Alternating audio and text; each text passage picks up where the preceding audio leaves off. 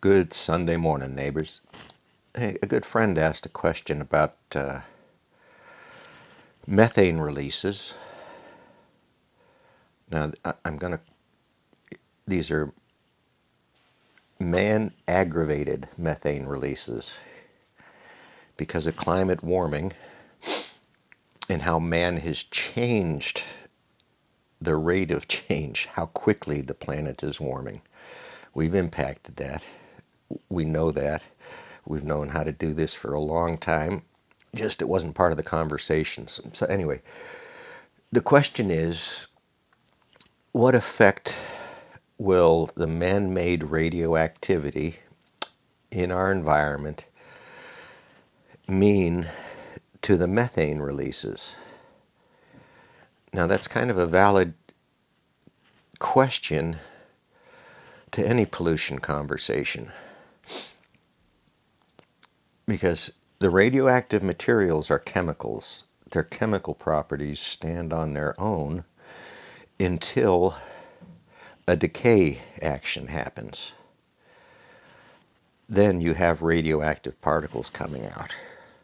So those elements are out there, let's say. They're in the atmosphere, but they are very diluted. They're very far apart. And this is hard to keep a perspective on.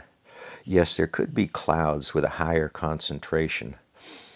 And there are, because that's the way atmospheric physics works. These clouds, you see the clouds go by, you know there's separations, there's a difference in temperatures, and it's kind of that simple a thing, but it's hugely complicated. So the radioactivity being released, those high energy particles, do affect the space around them.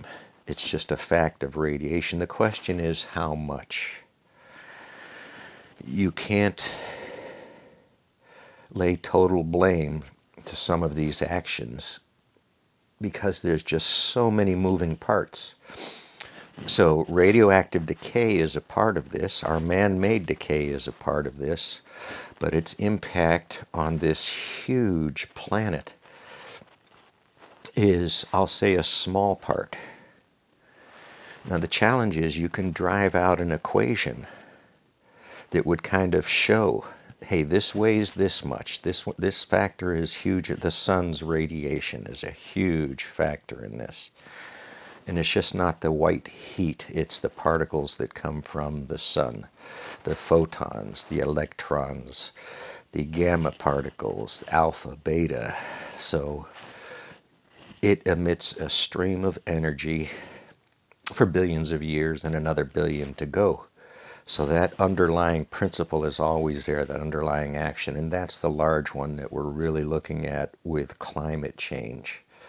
Will nuclear particles affect that? Yes. The Fukushima release was in terajoules of energy. Now the reactor's designed to release that energy quickly, but if you just disperse it across the planet, that energy is still going to be released over decades instead of over days or weeks or months. It is additive. It keeps on accumulating, bioaccumulating out in the plants and animals. So that causes a danger because these plants sit around and take this up and accumulate it and concentrate it. There's the human risk because we might eat it. So the methane, the CO2, and the other chemicals that are going to come up in these conversations are additive.